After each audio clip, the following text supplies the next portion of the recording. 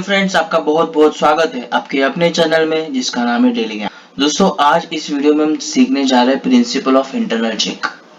दोस्तों, lesson number 8 चल रहा है ऑडिटिंग का, और उसके पहले जितने भी 7 लेसन हो चुके हैं अपने, सारे लेसन बहुत इंपॉर्टेंट है। अगर आपने देखे नहीं है so please check that also, and काफी सारी इंफॉर्मेशन और इम्पोर्टेंट नॉलेज वहां पर रखा है। सो वो वीडियो आप जरूर देखिए, ऑडिटिंग के रिलेटेड है। और भी कई सारे सिलेबस के टॉपिक्स आपके बीकॉम लेवल और एमकॉम लेवल के काफी सारे टॉपिक्स रखे हैं। टेक्निकल नॉलेज है, तरह तरह का जो एक्सेल, पावर पॉइंट और काफी सारा नॉलेज है। इसके अलावा इंस्पिरेशनल एंड मोटिवेशनल स्टोरीज भी इस चैनल के ऊपर आपको मिल जाएंगे। जनरल नॉलेज भी इस चैनल के ऊपर आपको मिल जाएंगे। सारे ही जो टॉपिक्स है, आप चैनल के ऊपर विजिट करने के बाद प्लेलिस्ट में जाइए। प्लेलिस्ट अलग अलग बना के रखी है, सो जरूर सारी चीजें रिफर कीजिए। सब्सक्राइब और बेल आइकन जरूर दबाइए। वीडियो देखने के बाद शेयर और लाइक जरूर करिएगा। सो बढ़ते हैं अपने वीडियो की तरफ। आज का जो वीडियो है प्रिंसिपल ऑफ इंटरनल चेक। अभी प्रिंसिपल की तरफ बढ़ने से पहले हम उसका एक डेफिनेशन देखते हैं, मीनिंग देखते हैं। इंटरनल चेक क्या होता है।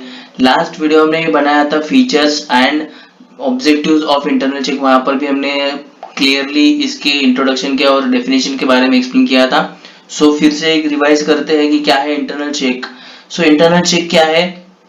एक अरेंजमेंट है, arrangement of staff duties whereby no one person is allowed to carry through and record every aspect of transaction so that without collusion between two or more person fraud is activated at the same time the possibilities of error reduced at the minimum। so यहाँ पर एक इस तरह से arrangement की जाती है। Internal check मतलब एक इस तरह से अरेंजमेंट की जाती है कि जहां पर जो भी एरर्स एंड फ्रॉड्स है वो मिनिमाइज हो सके। स्टाफ और जो भी अपनी परफॉर्मेंस है, वर्क है, उसको इस तरह से अरेंज किया जाता है कि कोई गलतियां ना निकले, या फिर गलती है भी तो उसको डिटेक्ट कर सके और होने से प्रिवेंट कर सके। सो देखो दोस्तों, ऑडिटिंग का हमारा जो टॉपिक चल रहा है उसके अंदर ये इंटरनल चेक है। भले ये ऑडिटर से रिलेटेड नहीं है, बट ये ऑडिटिंग को बहुत सपोर्ट करता है। ये जो टॉपिक, ये जो टास्क है, हर एक ऑर्गेनाइजेशन में जरूरी है, ताकि ये जो आगे चलकर ऑडिट रिपोर्ट अपनी बनेगी तो वो clear and clean audit report बनेगी। मतलब अगर इंटरनल चेक स्ट्रांग है, इंटरनल कंट्रोल स्ट्रांग है, तो क्या हो जाएगा, एरर्स एंड फ्रॉड्स कम मिलेंगे और अपना ऑडिट रिपोर्ट जो है उसके रेटिंग्स बहुत अच्छी तरह से बढ़ जाएगी। सो यहाँ पर इस वीडियो को आप एंड तक देखिए, आपको बहुत बहुत बहुत काम आएगा। कहीं पर भी अकाउंट्स डिपार्टमेंट में या फिर किसी भी कंपनी में, किसी भी फील्ड में काम कर रहे हैं, सो ये सारी चीजें आपको बहुत इंपॉर्टेंट और फायदेमंद रहेगी। सो स्टार्ट करते हैं मेन टॉपिक के तरफ, जो कि है अपने principles of internal check. So principle of internal check के अंदर हमारे पास काफी सारे यहाँ पर पॉइंट्स है, जो कि वन बाय वन हम एक्सप्लेनेशन एंड एग्जांपल के साथ पढ़ेंगे, लर्न करेंगे, और जरूर आप इसको शेयर करेंगे अपने अन्य दोस्तों के साथ, ताकि ये जो आपने नॉलेज लिया है वो आपके फ्रेंड्स को भी मिले। आगे चलते हैं, वन बाय वन हम हर एक टॉपिक को, हर एक पॉइंट को लेते हैं। That is principle of internal check में first point is division of work and specialisation. So यहाँ पर देखो, division of work and specialisation. So ये दोनों चीजें क्या है? डिवीजन ऑफ वर्क मतलब जिस तरह से टास्क है, हर एक टास्क को क्या किया है, अलग अलग स्टाफ में डिवाइड किया है, उसको बोलते हैं डिवीजन ऑफ वर्क। कोई भी एक टास्क है, फॉर एग्जाम्पल परचेस इनवर्ड भी है, कोई परचेस इनवर्ड का किसी को काम दिया है, सो उसको भी डिवाइड करे कि परचेस इनवर्ड का इनवॉइस ये चेक करेगा, मटेरियल ये बंदा चेक करेगा। सो इस तरह से अलग अलग टास्क अलग अलग बंदे को देंगे, स्टाफ को देंगे।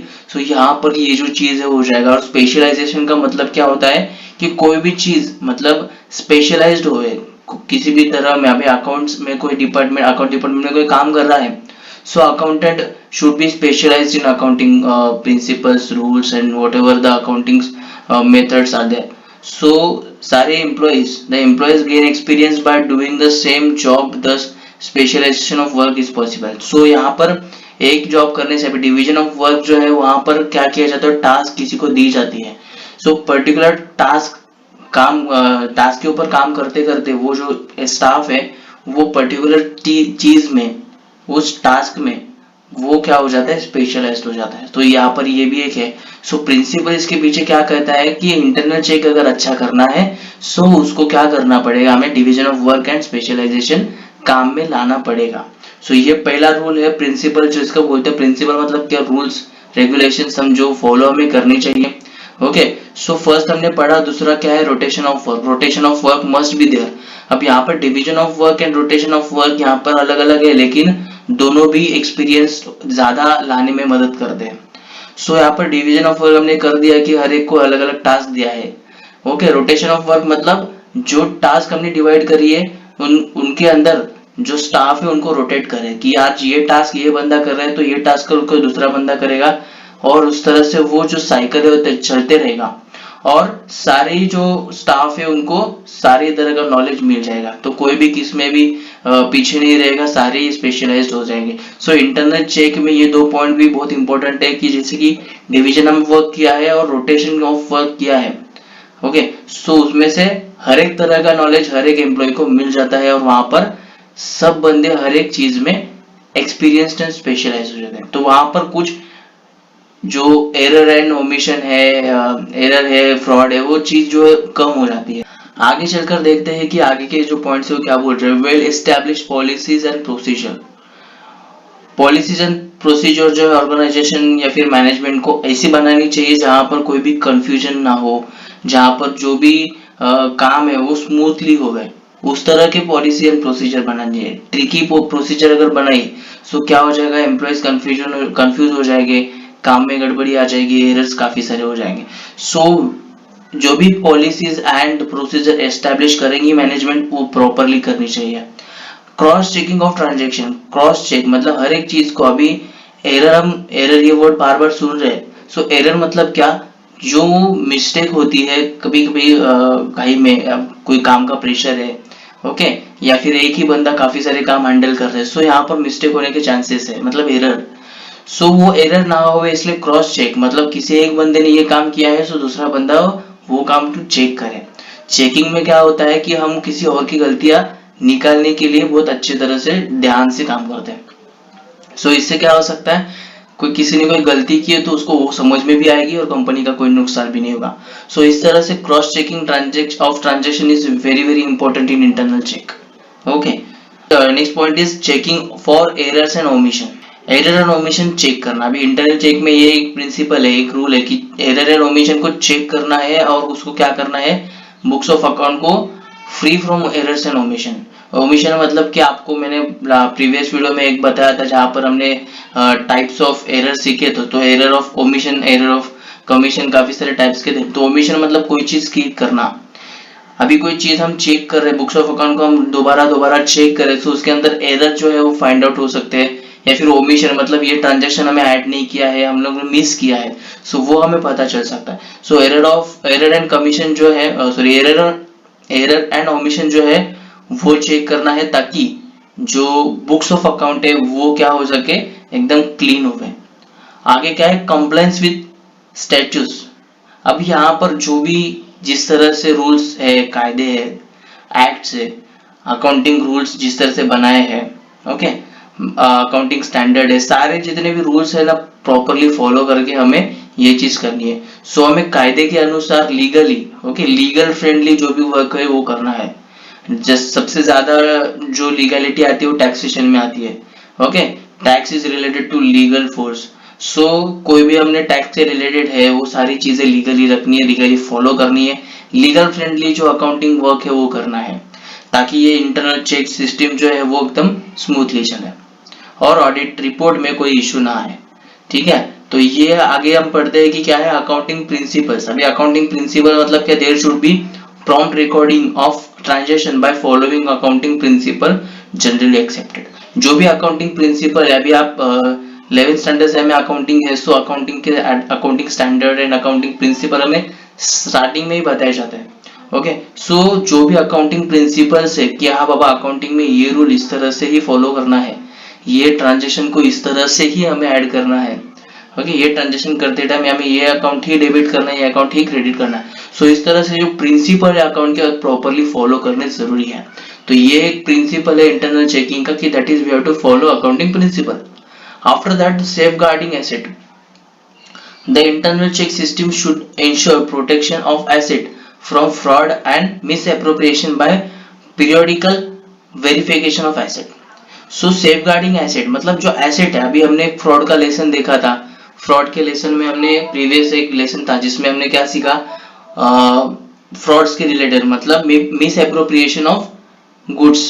सो गुड्स का मिस एप्रोप्रिएशन किस तरह से होता है, जहां पर हमने देखा कि जो गुड्स है वो स्टोर हो जाते हैं या फिर कोई इनवर्ड हमने मेंशन नहीं किया है, कोई आउटवर्ड मेंशन नहीं किया है, ओके, या फिर बिजनेस के मटेरियल कोई जो ऑफिसर है वो खुद के पर्सनल यूज के लिए यूज करता है। सो इस तरह से क्या है, ये एसेट जो है कंपनी का है, ऑर्गेनाइजेशन का जो एसेट है वो क्या हो सकता है, वो मिस एप्रोप्रिएट हो सकता है।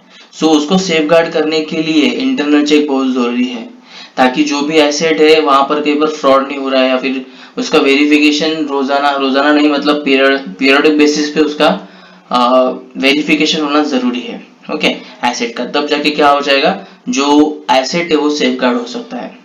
इन प्रिंसिपल्स ऑफ इंटरनल चेक में यहाँ पर हम देखते हैं कि डॉक्यूमेंटेशन है। डॉक्यूमेंटेशन सबसे इंपॉर्टेंट चीज है। कोई भी चीज जो होती है अकाउंटिंग में डॉक्यूमेंट के ऊपर डिपेंड होती है। अकाउंट्स डिपार्टमेंट में काफी सारे फाइलें पड़ी होती है, काफी सारे इनवॉइसेस, काफी सारे सपोर्टिंग्स भी होते हैं। अभी कोई इनवॉइस है तो इनवॉइस का सिर्फ इनवॉइस की कॉपी नहीं रहेगी, अभी इनवॉइस के रिलेटेड कोई भी सपोर्टिंग है, ओके, अभी सपोर्टिंग कौन सा भी हो सकता है, ओके। सो पर्टिकुलर इनवॉइस के ऊपर डिपेंड है उसका सपोर्टिंग क्या है। अभी फॉर एग्जाम्पल पेटी कैश का अगर कोई है, ओके, पेटी कैश का किसी ने क्लेम किया है, सो उसके अंदर पेटी कैश के रिलेटेड जो भी एक्सपेंसेस है उसके छोटे छोटे रिसिप्ट जो है वो आने जरूरी है, जहां जहां पर खर्चा किया है उसके रिसिप्ट आने जरूरी है, ओके। ट्रैवलिंग के लिए यूज किया है सो उसकी जो कैब की जो भी रिसिप्ट होती है वो अटैच करना जरूरी है। मार्केटिंग के लिए अगर कोई किसी ने इनवॉइस बनाई है, मतलब ये खर्चा मार्केटिंग के ऊपर किया है, सो मार्केटिंग के रिलेटेड अपने पास क्या क्या सपोर्टिंग्स होने चाहिए, सो वो मार्केटिंग की जो कंपनी है जो हमारा मार्केटिंग कर रही है उनकी तरफ से मिला हुआ इनवॉइस जो है वो यहाँ पर सपोर्टिंग। और जहां पर हमने पैम्पलेट, ये पैम्पलेट में हमने मार्केटिंग की है, एडवर्टाइजिंग की है, न्यूज़पेपर में की है, सो उसका जो है कटआउट ये एक सपोर्टिंग। सो इस तरह से डॉक्यूमेंटेशन जो है प्रॉपरली होने चाहिए, हर एक डॉक्यूमेंट प्रॉपरली। अभी जब ऑडिटिंग होता है सो ये सारे सैंपल चेकिंग होती है, कभी डीप चेकिंग होती है, तो ये सारे वो पूछते हैं auditor. So before auditor should ask, before auditor is ask, हमें वो चीजें जो है वो रेडी करनी है। सो इसके लिए डॉक्यूमेंटेशन जो कंपनी को प्रॉपरली मेंटेन करना है। After that office automation. Office automation मतलब ये सारी चीजें तो हो गई, बट यहाँ पर अभी सारी टेक्नोलॉजी चेंज होती जा रही है। काफी सारा वर्क जो है वो क्या होते जा रहा है, टेक्निक बेसिस पे होता है। काफी सारे अकाउंटिंग सॉफ्टवेयर आ गए, हम जो जो काम हाथ से करते थे आजकल वो मशीन्स कर रही है, ठीक है।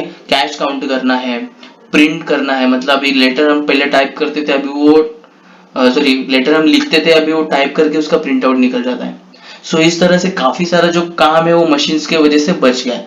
सो जितना ज्यादा हो सके ऑफिस ऑटोमेशन करना है, ताकि एरर जो है वो मैनुअल एरर जो है वो नहीं हो सके। The organization should use labor saving devices like computers, time recording machine, cash register, printer. It reduces the scope of manipulation and also ensure better efficiency in the office work. So, okay, office work में सारी मतलब efficiency बढ़ जाती है। अभी factories में भी सारे जो भी मटेरियल्स प्रोड्यूस होके आते वो भी 70% से ज्यादा क्या होते हैं, ऑटोमेटिकली वो प्रोड्यूस होते हैं, ओके। सिर्फ उनके ऊपर जो वर्कर्स होते हैं वो सिर्फ उसको हैंडल करते हैं मशीन्स को, या फिर हम सॉफ्टवेयर्स में कोई भी एंट्री करते हैं हमें कोई कैलकुलेट करने की जरूरत नहीं पड़ती, डायरेक्टली सॉफ्टवेयर्स में हम एंट्री कर जाते हैं, टैक्स कैलकुलेट हो जाता है, सब बैलेंस प्रॉपरली मैच हो जाता है, सारी चीजें ऑटोमेटिकली हो जाती है। तो इस तरह से ऑफिस में ऑटोमेशन करना जरूरी है, ताकि इंटरनल चेक में कोई प्रॉब्लम ना आवे, इंटरनल जो चेक है वो एकदम स्ट्रांग रहे। तो इस तरह से हमारे पास ये सारे प्रिंसिपल्स थे। आई होप कि आपको बहुत अच्छी तरह से समझ में आए होंगे। सो कुछ भी आपको डाउट है तो आप पूछ सकते हो, या फिर कुछ बचा है जो कि आपको मालूम है और इस कंटेंट के अंदर नहीं है, सो वो भी आप कमेंट करके लिख सकते हो। वीडियो को एंड तक देखने के लिए थैंक यू सो मच, और इसी तरह से सपोर्ट करते रहिए। चैनल को सब्सक्राइब कीजिए, शेयर कीजिए, लाइक कीजिए। Thank you so much, have a great day, have a successful day.